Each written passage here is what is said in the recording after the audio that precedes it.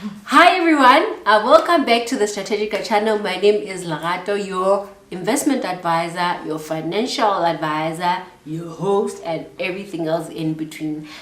So welcome back. For our returning subscribers, thank you so much for the support, and for new viewers, we welcome you into the family, and we hope that you hit that subscribe button and the notification bell so that you get notified whenever we post these amazing videos and content. So today we want to talk about your children and money. So this video is basically dedicated to our rich aunties, the parents, the fathers, the uncles, and everyone that is always popping out those coins to our dear children.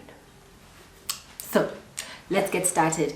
Like I said, when it comes to our relationship with money, this actually starts from a very young age. So it's very good that we start forging good money habits while our children are still young. So let me just pose this question to you, and please let's get the conversation going, and you can put down your comments in the comment section down below. So what is your relationship with money? As an adult as you are, what do you do when you get any form of income? Do you go shopping? Do you think, let me save? Or do you want to go out and spend it on entertainment and many other things? So the first instinct, or your instinct, when you get any form of money already tells you about the type of relationship that you have with money. We have good relationships, we have bad ones, but as with any other relationship, we can always change our habits. So I thought we will have a series that discusses this, but the first thing that is very important is starting with the child. So we know when it comes to money, our children are sponges, and because they absorb every little thing that they see, or every little thing that we do or hear, their very first instinct is that when it comes to money, they will start doing or mimic whatever the people around them are doing. So for instance, if I'm a spender and every single time I get a paycheck, all I do is make sure that I have the nice things. So I have the chocolates, I have the snacks, I have the popcorn, I have all of these things. And that's what my kids see. Quite obviously, when they grow up, the first thing that they're going to do when they get money is to want to spend on luxurious things.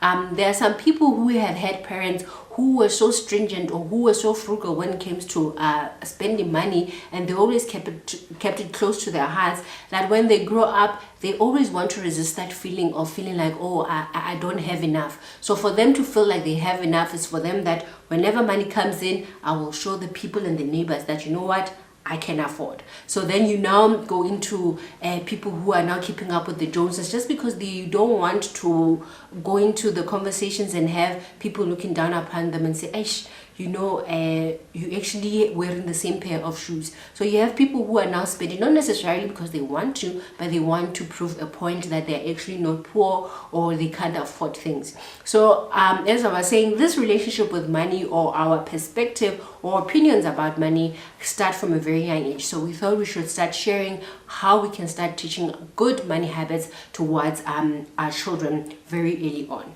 So if you are interested, please remember to subscribe and hit the notification bell and give us a thumbs up to this video. So this year's Global Money Month campaign that ran beginning of this year around March. The theme of this year's Money Month campaign that ran in April was Build Your Future and Be Smart About Money. And for us here at Strategica, we thought the main thing that comes to our mind when we are building a future is our children. So we wanted to think of how can we build bright futures for our children from a financial perspective. So during that week, we shared content and videos about how we can start teaching our children from various ages about money. So we will be linking those videos down below so that people that didn't have sight of those can also have a look at them and see how they can start implementing very basic things that are unhinged in our everyday activities to make sure that our children start learning about good money habits, for that matter, in their everyday lives. Because like I said, children mimic everything that we do. We are their stars, we are their role models, we are their everything. So the first thing that we can do is to give them the legacy and the gift of teaching them good money habits. Research shows that between the ages of 3 and 7, a child is actually able to understand the basics of money. So this means that this is the foundation that we need to start modeling them from. So like I have said, they subconsciously learn their money habits from us. So we need to make sure that the environment that they are in is quite conducive to make sure that they make good financial choices in the future. So the first thing that we're going to discuss is the impact that good money habits have on our children at a very young age, because I know a lot of parents struggle with their kids throwing temper tantrums in the store, especially the candy or the snacks or the toy aisle. Like, I can guarantee you, every single time you go shopping, there is that parent that is struggling with explaining to their children that we do not actually afford these type of things now. So it's quite important that we start having those type of conversations with our children. No, baby, you can't get this one this week, you'll get it next month. But you know what? Or you just tell them plain simple, I do not have money and we can't afford it. You will get it when mommy has money. So it's quite important that we start involving our children in these conversations and the decision making, so that they understand. Being told that you cannot afford this particular mug because it's 20 rand, but instead you can afford another one that is 10 rand, is different from just saying simple no. Because most time people start retaliating because they do not understand, why can't I get this mug? So we need to give our children the reasons why they can't afford things. If, for instance, as a parent, you want to save for their education and you can't afford that expensive trip they want to take with their friends, then you need to articulate it. My child, what is more important is your education and not this expensive trip. So these are the type of conversations that we need to start having with our children. So the first thing that we want them to do is to be financially literate. And we know that our school curriculum is slowly trying to introduce such aspect into the school curriculum. But until such a day that we know that financial literacy is a particular subject that they actually study and have to know about, we still have to make sure that as parents we are educating as much as we can at home. And for you as a parent or guardian to be able to educate, you also need to make sure that yourself, you are reading more, you are educating yourself, you're also doing the self-evaluation. And the reason why we want them to be financially literate is because, one, the reason they're going to tertiary, for the first time in their lives, they're now going to be given an allowance. They're going to be in a space where they can decide how they're going to spend this money. But you need to make sure that your child is very, very equipped with the skills to know when to say no, why to say no, because the peer pressure can get them. All of a sudden this weekend, if we know here in Lesotho it's manpower and it's that weekend that the lump sum comes for the book allowance, all of a sudden people start trips to Bloemfontein, they go shopping and they forget about the books. So now you need to make sure that your children are very aware of such things, that resist the peer pressure. Even if people are going out, what is more important? My education and my books are more important than the trip, you know. You want to make sure that they start saving.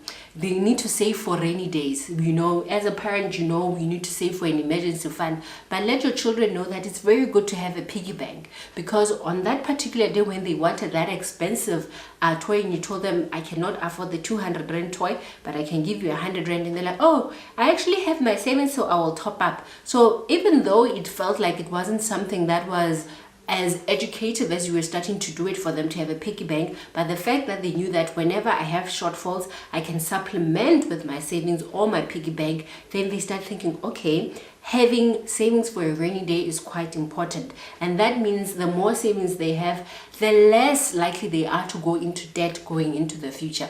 Because I know when I started working, the first thing that you could do was, you know, when you have that work contract and it looks, you know, and it has the cost to company per annum, this is how much you're going to get, you can easily go into a car dealership and they give you a car. and you've never done the necessary research as to whether can I afford the car, because apart from those installments, there's still the maintenance of the car, there's the fuel on the car, and so many other things that go into getting that car. So we want to create children that are financially literate, that they can make, so that they can make sound financial choices. They can start inquiring about debt. They know what debt does to them. Their credit score, you want to improve your credit score. With a good credit score, you can afford better things, because now the creditors and banks know that you're a person who does not default, and you can actually afford better things, and things that are going to benefit you more than just opening up a clothing account in varsity and not paying it back, not knowing that that is actually going to hurt your credit score.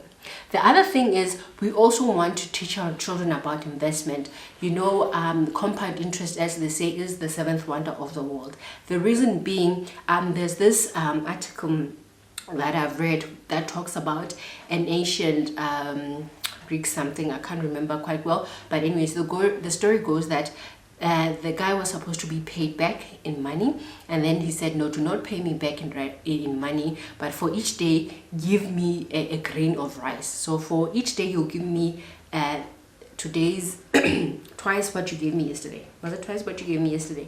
But then what they realized was, because of what you were giving me, and each day the more grain you gave, you would think it was just one grain, then it will be 2 grains, then from 2 you'll have 4. But the grains started accumulating, and then they realized this person was actually now compounding on the grains of rice, and it ended up being such a huge payment as opposed to that single lump sum that they would have paid in the beginning. So the gist of the story is that the compound interest, or the power of compound interest, is even if you are to put away 100 rand for your children this year, and you put it away in an investment, and it starts gaining interest, and because they're still young, and probably you want them to access it when they get to age 20 or something, or when they start working or they start varsity, the time you have in terms of the amount of money that you put away, as little as it might be, but the fact that you're consistent in putting it away, and the fact that it's earning interest from the market, you're going to see it grow, and that your children should be part of this. They should be part of this, because the more you invest, the more you put money away, the more they get the chance in generating generational wealth for themselves. The more they become financially, independent from you as a parent. You don't want to be enjoying your retirement and still thinking like, oh, Tabo still needs a rent paid. You want Tabo to be at that age that when he starts working, he's able to be self-sufficient. He's able to be able to support himself. He must be the one now saying, Ish, mama, I'm so happy that you did 1, 2, 3. So here is something, just to go out with your friends, to have coffee and tea and stuff like that. So we want to create a generation like that, where we cut the umbilical cord financially as early as we can from our kids, and make sure that we are setting them up for a great future. So with that said, I think those are some of the tips that we wanted to share, but the main thing as well is trying to create generational wealth. And creating generational wealth is a state of mind, because if you as a parent are already making the good money habits, it means you as a parent in retirement are not going to rely on your kids. It means that your kids can very early on start saving and investing to make sure that they create a legacy for themselves, and the same thing, and then that means every generation will be a financially savvy and independent generation. So, but with that said, those are just a few tips. We will be sharing more as we start diving into this topic of your relationship with money, and how we can make sure, even if you have bad ones already as an adult, how do we start changing and making sure that we do better financially. But do remember to hit that subscribe button, the notification bell, and give this video a thumbs up, and do share with people that you think will benefit, whether it be your friends, family, cousins, the mothers, the fathers, the rich aunties, like I said, because we don't want the rich auntie now giving the child money all the time, but the rich auntie or uncle must now say, you know what, mommy, here is 500. Put it towards your child's education, or put it towards their savings. It's quite nice to know that children, because given how our environment when it comes to work and society is changing, work as we know it, the 9 to 5s might not exist in the next 20 years. So we need to equip them that if your child is so bright and wants to be in the next, who's this one?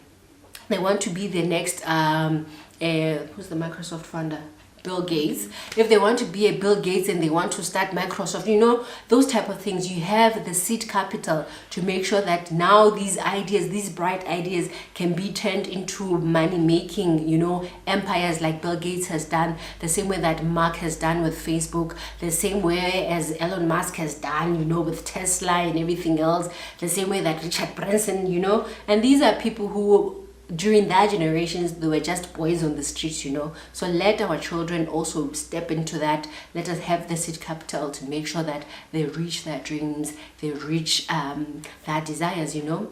That let their world be an oyster.